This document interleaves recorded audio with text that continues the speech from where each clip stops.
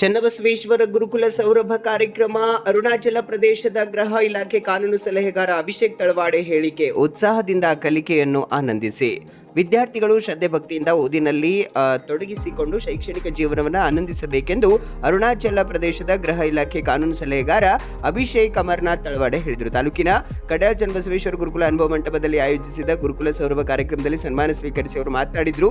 ವಿದ್ಯಾರ್ಥಿಗಳು ಶೈಕ್ಷಣಿಕ ಅಭ್ಯಾಸಕ್ಕೆ ತಮ್ಮದೇ ಆದ ಯೋಜನೆ ರೂಪಿಸಿಕೊಂಡು ಅದರಂತೆ ಅಧ್ಯಯನ ಮಾಡಬೇಕು. ಯಾವುದಕ್ಕೆ ಒತ್ತಡಕ್ಕೆ ಒಳಗಾಗಬಾರದು.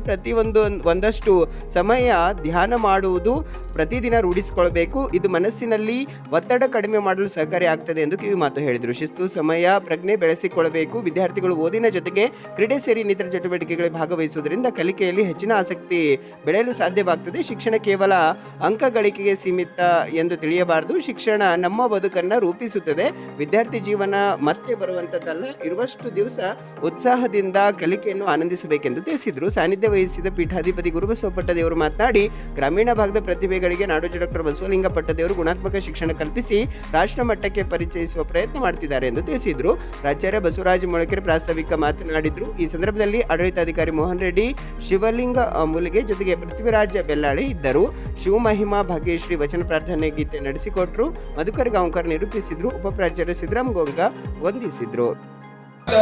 As a young generation, how we can convert that disruption into a beneficial one?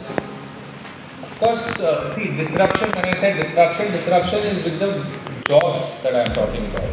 Disruption with the jobs of, abhi engineering ke jo jobs actual hone wale, that will be replaced by artificial intelligence in some time. Of course, uska artificial intelligence जो impact करने वाला economy को तो करेगा ही करेगा.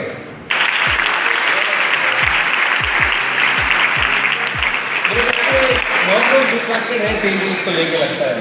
90% voices. अब अच्छा marks okay. Opinion on marks.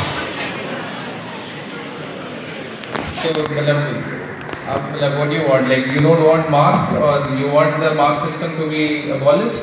No sir, what do you think? Marks are important or knowledge is important? Of course knowledge is important. But marks is equally important. But see the best thing would be if you gain knowledge and also get marks. That is the ideal way.